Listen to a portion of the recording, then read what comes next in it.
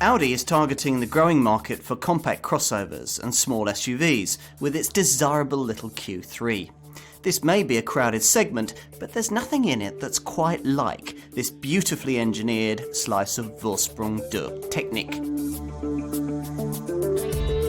As Audi has proved with the sales success of its little A1 hatchback, people don't want cheap cars. No, what they want are expensive ones made more affordable. Logical then for this high-flying German brand to further extend this concept into one of Britain's fastest growing automotive market sectors, that for crossovers and compact SUVs. The Freelander, RAV4 and CR-V class vehicles that first popularised this sector now sit above a clutch of similar style models from cheaper brands like Kia, Hyundai, Suzuki and Jeep, and below a bunch of pricier so-called premium small SUVs from companies like BMW, Volvo and Audi itself, cars which, if you're shopping in this sector, will almost certainly be the ones you'd rather have. But not everyone can afford the requisite £30,000 joining fee for this exclusive little club. So what if the same premium compact SUV concept could be shrink-wrapped into something a little more affordable to create something like this, the Audi Q3. It's not an easy thing to do, as BMW proved with the less than rapturously received X1 in 2010. Now, this Audi will be its closest rival, but must sell in much greater numbers if its makers are to get anywhere close to the 100,000 sales they're annually targeting with this model. The Q3 is the third and smallest member of an Audi SUV lineup that was started by the huge 7-seater Q7 in 2006, developed by the Freelander-sized Q5 in 2009, and completed with this model, the Q3, in the autumn of 2011. To make it more affordable without compromising quality, the Ingolstadt brand has had to base its design on a Volkswagen Golf platform and farm its production out to SEAT in Spain. The sums have also necessitated a simpler on-demand four-wheel drive system rather than the usual full-time Torsen-based setup designated by the Quattro badge across the rest of the range. Now, according to Audi, none of this will bother likely buyers one jot. But for the kind of money that would buy such people something bigger and more avant-garde, will it all be enough to make this another chapter in the ongoing success story that the brand has been enjoying in recent years? Let's find out. It's a little strange that it took Audi so long to bring us something in this smallest class of SUV motoring, because the combination just works. The comforting reassurance of this genre's high-set driving position matches perfectly with the similar feeling that you get in one of the company's beautifully constructed cabins. But is this really an SUV? Many in the industry will, after all, tell you that this car is instead merely a crossover. In other words, simply something like a Nissan Qashqai, a family hatchback with a few off-road styling cues. Does the definition matter? Well, yes, when it comes to the road-going experience. However good Freelander and RAV4 style small SUVs have become, they still feel a bit utilitarian when compared to the best Focus class family hatchbacks. Crossovers like Nissan's Qashqai and Peugeot's 3008 have proved that it's possible to keep that ready response, yet still add in a little off-road ability. And true enough, this Q3 is closer to cars like these in the way that it responds on tarmac. Owners coming into a Q3, having previously owned cars like BMW's 1 Series or Audi's A3, will need no adjustment time at all. And there's still all the technology on offer to supply that feeling of superior Vorsprung der Technik. But I'd also contend that this car has a degree of capability off the beaten track that's a level above the crossover norm. And that's to be expected, perhaps, given that it sits on the underpinnings, or the same underpinnings as Volkswagen's Tiguan, and no one ever called that car a crossover. Like the Tiguan, it features an on-demand four-wheel drive system that normally diverts all its power to the front wheels. But if you're in a slippery set of conditions and there's wheel slippage, within a few milliseconds, the rear wheels can also be brought into play. Now, if you combine that system with around 170 millimeters of ground clearance, that's unless you specify the lowered sport suspension, you've got a fast-acting electronic differential lock that works in parallel with the ESP stability control system to maximize grip on the slipperiest trails. You've got a 75 kilogram roof weight limit and a set of engines torquey enough to facilitate a surprisingly meaty towing capacity of up to 2 metric tons. So if you bring all that into play, you've a car that's as capable as most owners will ever need it to be. Not that I can see too many of them putting their Q3s to the test on anything more arduous than a grass verge, which is probably just as well. You do get a plastic underbody liner to protect against salt and stone chips, but it's not going to take too kindly to being bumped across a ploughed field. Now, this car is of course designed for the urban jungle, which is probably why the majority of sales will be of the entry-level 2-litre TDI 140 variant that doesn't even have the option of quattro four-wheel drive.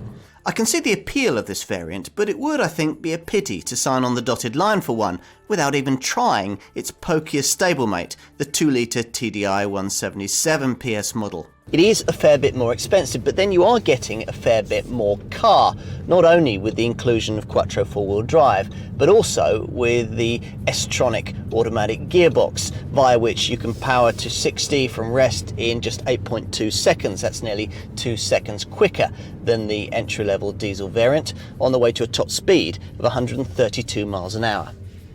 If you want a four-wheel drive Q3 but can't stretch to one of these and cover a relatively low annual mileage, then it might make more sense to consider one of the 2-litre TFSI petrol models, developing either 170 or 211 PS. Rest to 60, depending on your choice between them, will occupy either 8.2 or 6.9 seconds on the way to a top speed of either 132 or 143 miles an hour. And that's the kind of performance that in 211 PS form is quick enough to embarrass the kind of Range Rover Evoque SI4 that will cost you over £10,000 more. Beyond this, the Audi engineers have even plumbed in the thumping 2.5-litre turbocharged 5-cylinder engine used in the TTRS model. But that's got 305 PS, which is perhaps going a bit far. What's important though is not this car's speed, but the way that it drives. I'd already gathered by the way the suspension soaked up undulations off-road that this Q3 could be very capable indeed on tarmac, and so it's proved. A pity though that you have to spend more money to get it to the point where you can see how ultimately good its dynamics can be. Now, to fully realise this, you'll need the optional adaptive damping system that's a part of the Drive Select system that's also optional. Now, Drive Select is the setup that enables owners to adapt their cars to the road that they're on and the mood that they're in. Tick the right boxes, and with all this stuff fitted, you'll be able to choose between comfort, auto, dynamic and efficiency modes. And that little lot will enable you, depending on the mode that you choose, to tweak not only the suspension of your car, but also its throttle response, its steering, even settings on the S-tronic automatic gearbox. Now, those who think, perhaps understandably, that Audi has done little more than put a Q5 in a hot boil wash to create the look of this car might be interested to know that it's actually based on a concept vehicle announced long before that larger SUV saw the light of day. It's actually based on the 2007 Cross Coupe Quattro. And that was a car that actually looked quite avant-garde back then on the motor show circuit. But the arrival since of more dynamically styled small SUVs, Kia's Sportage and of course the Range Rover Evoque, has left this Q3 looking distinctly conservative, which of course is exactly what many buyers will want. At less than 4.4 metres long, it's 250mm shorter than a Q5, as well as being 70mm narrower and sitting 65mm closer to the ground. All of which sounds quite a lot, doesn't it? I don't think it can be though, for take a seat inside and this car doesn't really feel any smaller than its supposedly bigger stablemate in any real meaningful way. Such differences as there are can mainly be felt here on the back seat, where I suppose a couple of people of basketball playing height might find themselves complaining about a lack of legroom or the constrictions of this sloping coupe roofline. A couple of more modestly proportioned folk, they will be quite comfortable here. These scoops in the backs of the front seats help a lot, and 3 children will be just fine. It also helps that on this car I've got this huge glass panoramic roof, which creates a really airy feeling in the cabin. Up front, where it's easy to find the perfect driving position, fears that Spanish construction of this car alongside humbler Seats would lead to a cheap-feeling interior appear to be well and truly groundless. In fact, it's exactly the opposite, with exactly the same kind of high-quality finish you get in an Audi Q7 or A8 at 3 times this model's price. All models feature micro-metallic platinum inlays, and top spec variants feel very nice indeed, with a soft and tactile mix of beige and brown leathers and plastics, glossy black and satin silver trim, and dark brown larchwood inlays in the dash. Now, it's a mix of quality and high tech that's echoed everywhere around the cabin, from the lightweight magnesium framed multifunction steering wheel to a dual zone climate control, able to tweak itself to suit the prevailing humidity and the position of the sun. It's practical too, with door bins capable of taking a 1.5 litre bottle, a fold out compartment to the right of the steering wheel, and unfortunately optional, fold out compartments under the front seats. Out back, a relatively low loading height means that the boot is easy to get at, though when you raise the tailgate, the 2-piece luggage cover doesn't rise up with it as it does on pricier Audi models. Now, it's a fairly high luggage area deck height. That's apparently to accommodate the optional subwoofer that would go under the floor, which seems a bit ridiculous, but the 480 litre capacity you do get should be sufficient for most, and it's practical too. Hooks are either side of the luggage bay. You get 4 lashing eyes, which you can use for this optional luggage net. There's a side storage compartment with a 12-volt power socket and extra luggage space for valuables underneath the floor. I'd want to specify one of the reversible load area coverings that you can flip over to reduce the mess involved in carrying muddy boots or hairy dogs. There's also an optional ski hatch for carrying longer items.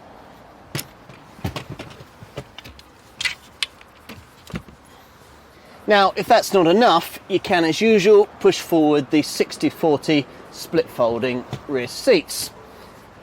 Now, though they don't fold completely flat to the floor, they do free up 1,365 litres of total space. And if that's not enough, there's the option of a fold flat front passenger seat so that you can carry things like mountain bikes and surfboards.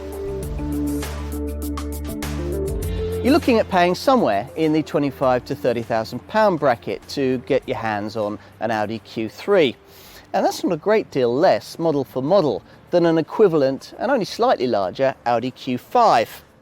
Those with their hearts set on a diesel Q3 will need to pay a £4,000 premium to go from the 2-wheel drive 2-litre TDI 140 model to the Quattro 4-wheel drive 2-litre TDI 177 PS S-Tronic variant. While if you're after a petrol-powered Q3, there's a £3,000 premium to get your hands on the pokier 211 PS version of the 2-litre TFSI unit rather than the entry-level 170 PS power plant. Now, as for rivals, well, there are many or very few, depending on how you choose to look at it. It's true that this kind of money will put you in almost any of the conventional mid-range compact SUVs on the market, Freelanders, RAV4s and the like, and you could save yourself a couple of thousand model for model by opting for an equivalent Volkswagen Tiguan. That's the car upon which this Q3 is based. But all of those kinds of competitors are really cheaper Audi Q5 options, and they'll feel cheaper when you have to live with them. None of them really replicate the classy smartness that sets this Q3 apart. Only BMW's X1 really tries to do that. And it has awkward looks, a cheap feeling interior and a narrow petrol range. But it is priced almost identically to this Audi in the entry-level diesel guise that most will want. That only leaves the Range Rover Evoque that both Audi and the motoring press insist on pitching against this car. In truth, the Evoque is really aimed more at the Q5, costing around £3,000 over the cost of a comparable Q3 in diesel form, and over £10,000 more with comparable petrol power. And it won't appeal to the kind of people who revel in this Audi's conservative looks. Whichever Q3 model you choose, two-wheel drive 2-litre TDI 140, Quattro 2-litre TDI 177, or either of the Quattro 2-litre TFSI petrol variants, you should find your car to be pretty well equipped. So all models come with alloy wheels, front fog lights, aluminium roof rails, auto headlamps and wipers, electrically operated and heated door mirrors, rear parking sensors, an 8-speaker 80 watts MP3 compatible CD stereo with controls on the leather stitched multifunction steering wheel, dual zone climate control, Bluetooth compatibility for your mobile phone and a trip computer. It is a bit disappointing for nearly £30,000 though to have to pay extra for things like a lockable glove box, hill start assist, body coloured bumpers, LED tail lights, a DAB digital radio, cruise control and a luggage net on the boot floor. As for options, well, you'll need the best part of 4 figures to add the drive select and adaptive damping systems, but they do make a big difference to the way that this car handles. Making less of a difference is the extra few hundred you'll need to spend on the efficiency mode, which allows the car to freewheel when you come off the throttle, thus saving fuel. And there are no fewer than 5 different parking systems, the most sophisticated of which is the Park Assist setup, which uses 12 ultrasonic sensors to automatically steer you into the tightest space. I'd also want to consider the fold flat front passenger seat and the hard drive based MMI Navigation Plus system with its larger 7-inch colour touchscreen and 60 gigabyte capacity, able to store up to 20 gigabytes of your favourite music. Now, this can create in your car a mobile Wi-Fi hotspot, able to connect to the World Wide Web and services like Google Earth that'll enable you to view your destination. My personal favourite options though are amongst those I've got fitted to this car. Now, I've got the more desirable of the 2 optional Bose audio systems. This one has 14 speakers and 465 watts of capacity. There's also a 10-speaker 180 watt option. The other must-have option in my view is this huge panoramic glass roof that also opens. As for safety features, well, there's 6 airbags, anti-whiplash head restraints, Isofix child seat fastenings and the usual electronic assistance for stability, braking and traction. There's also a clever dry braking function which periodically removes dirt and moisture from the brake discs so that there's no brake fade during wet weather. Towers will appreciate the clever trailer stabilisation setup that's built into the ESP stability control. Optional safety features run to what Audi calls side assist. It's a blind spot information system that'll prevent you from dangerously pulling out to overtake in front of another driver. There's also lane keeping assist that'll stop dozy drivers from drifting out of their lanes on the highway. There's a camera that can read and display speed limit signs as you pass them, and even automatic headlights that are able to dip themselves at night. Now, Audi has had to put a great deal more effort into reducing running costs with this Q3 than it's done previously with its SUVs, but the effort seems to have paid off. The economy champion, of course, is the variant that most will choose, the two-wheel drive 2-litre TDI 140 diesel, and that manages 54.3 miles to the gallon on the combined cycle with a CO2 return of 138 grams per kilometre. Now, with a 64-gallon fuel tank, that means an operating range of about 621 miles. Opt for the Quattro 2-litre TDI 177 PS variant with its S-tronic auto gearbox, and those returns fall a little to 47.9 miles to the gallon and 156 grams per kilometre of CO2. But that's still superior to a comparable BMW X1 2-litre D automatic. If you're looking at petrol power for your Q3, well, the 170 PS version of the 2-litre TFSI manages 38.7 miles to the gallon on the combined cycle and 174 grams per kilometre of CO2. If you go for the 211 PS version of that engine, the returns fall slightly to 36.7 miles to the gallon and 179 grams per kilometre of CO2. Aiding in the achievement of those returns are the latest green gizmos, including brake energy regeneration and a start-stop system that'll cut the engine when you don't need it, waiting in traffic or when you're stuck at the lights. It certainly doesn't hurt either that weight has been kept down through the use of aluminium in the construction of the bonnet and the tailgate, or that the shape is the slipperiest in the class with a drag coefficient of just 0.32 CD. Manual models have a gear shift indicator to help owners get somewhere close to the stated returns on a regular day-to-day basis, and there's a helpful feature in the driver information trip computer that'll give you fuel-saving tips. Now, whichever Q3 you choose, there's the option of specifying your car with an efficiency mode, said to be capable of saving owners between 1 to 2% on their annual fuel bills. It works by disengaging the clutch every time you come off the throttle, so that the car can coast unencumbered by engine braking. The problem with the system is that you have to manually remember to engage it, and when you do, speed tends to fall away so rapidly that you quickly power on again with very little having been gained. Personally, I wouldn't bother with it. The Q3 doesn't in any case need gizmos like this to record best-in-class running costs. Your maintenance outlay, for example, may not be as high as you're expecting thanks to careful design. One example is the bumper that's made up of 3 parts so that it'll be easier and cheaper to replace in the event of a collision. But a bigger factor for most owners will be the low depreciation that you can expect from this Q3. According to Experts Cap Monitor, a Q3 2-litre TDI 177 PS variant, for example, will retain over £2,000 more of its value over 3 years and 60,000 miles than a rival BMW X1 2-litre D.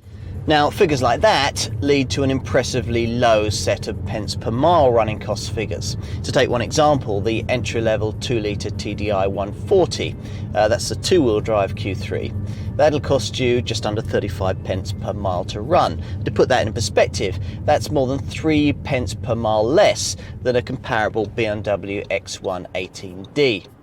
And if you are comparing this Q3 to a Range Rover Evoque, and the Evoque is really more aimed at a larger Audi Q5, but if you are, then you'll find that the running cost savings are even more considerable.